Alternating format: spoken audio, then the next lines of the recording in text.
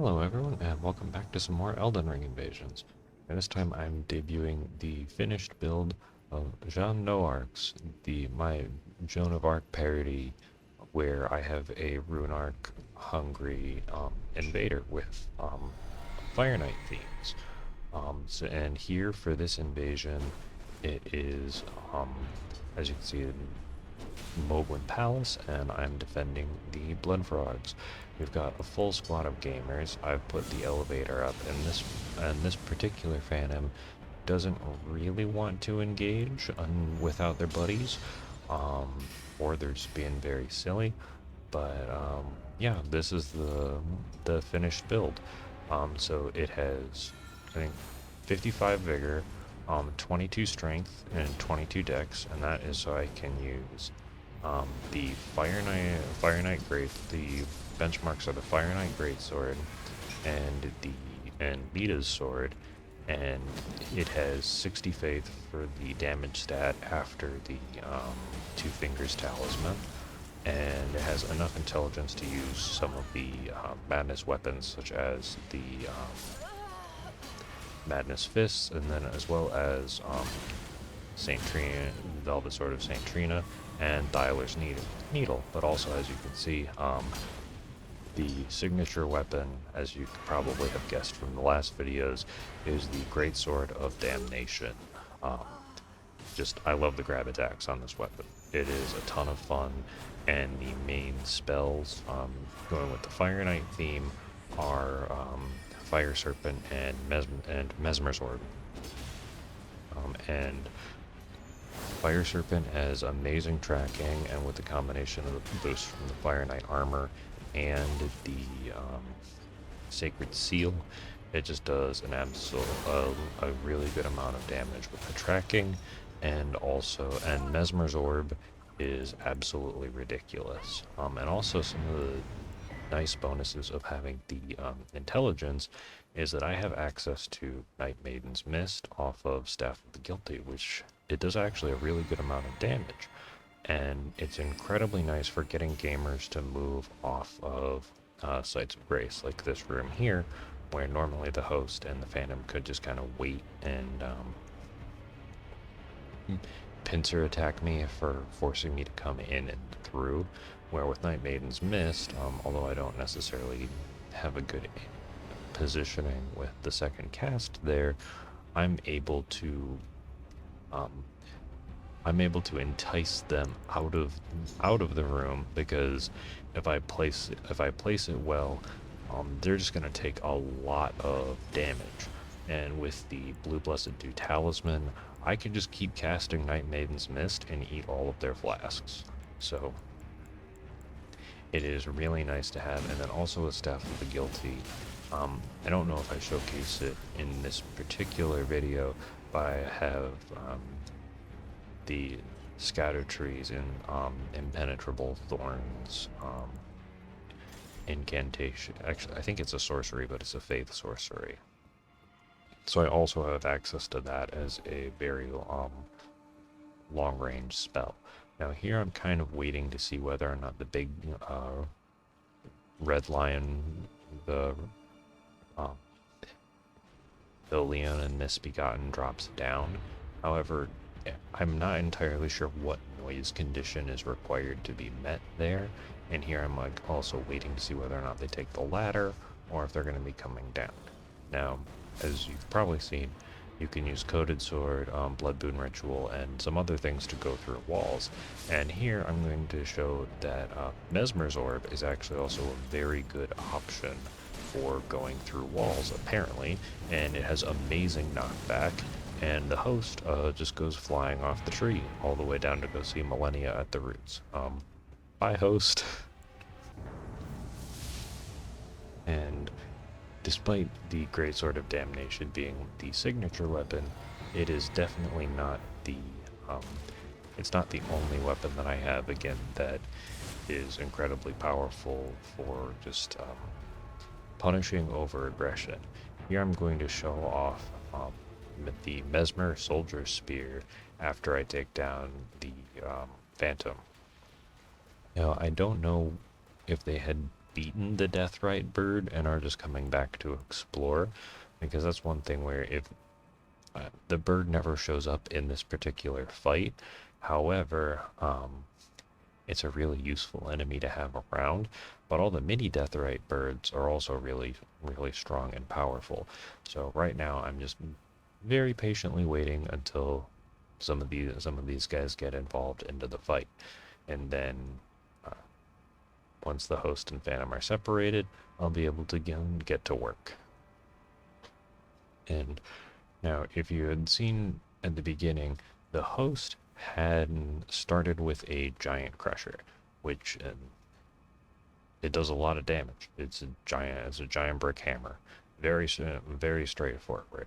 However, as this invasion goes on, they're going to make a swap to different weapons that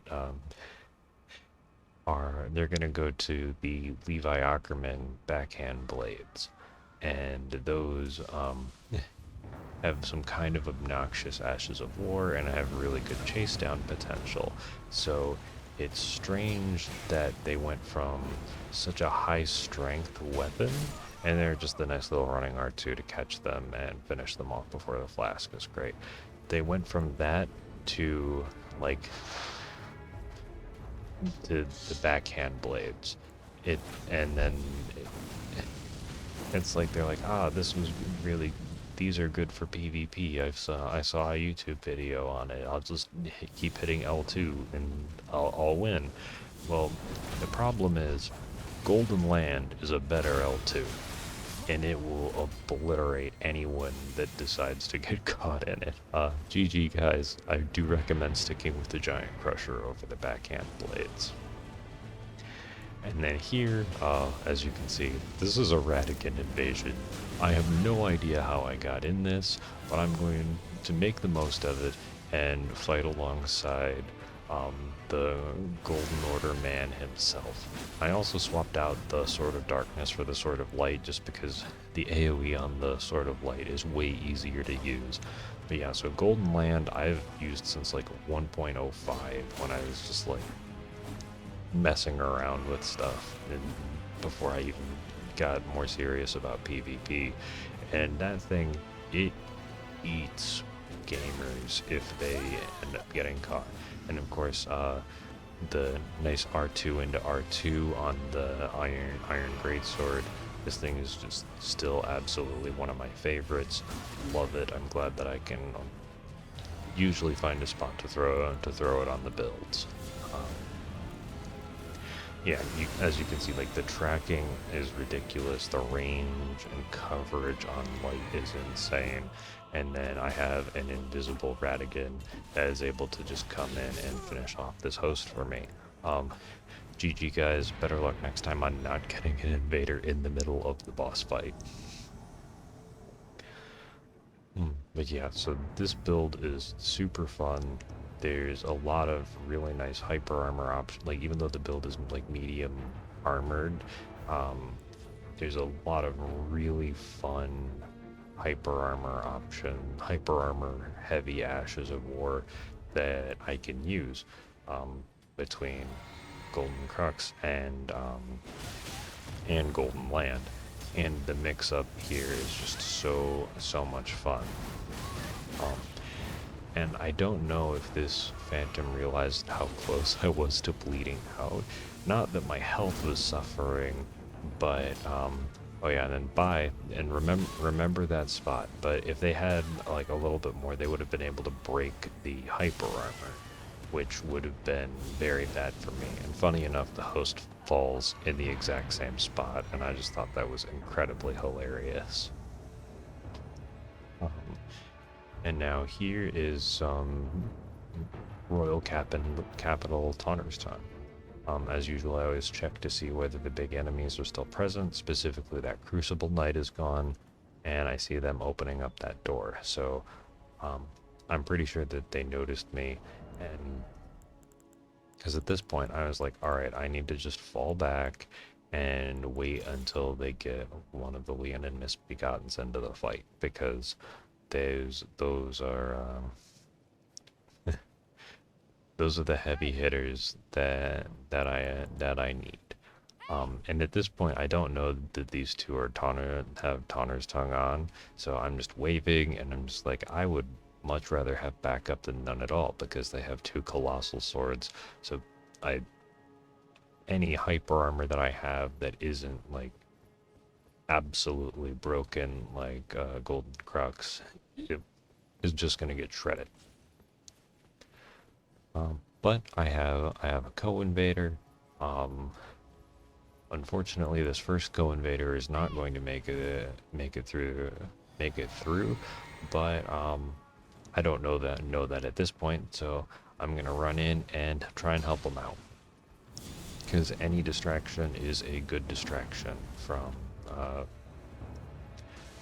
Because fighting two people who can't hit each other to turning it into a 1v1 is incredibly helpful. Even though they still can't hit each other. But and the nice thing about Tanner's tongue is that there's not necessarily an invasion time. There is no more invasion timer, as many of you probably know. So I can get a second co-invader basically at any point. And since they had changed off of the Ultra Greatsword, I was able to plant Golden Land there with almost being able to finish them off, especially since they used Bloody Slash with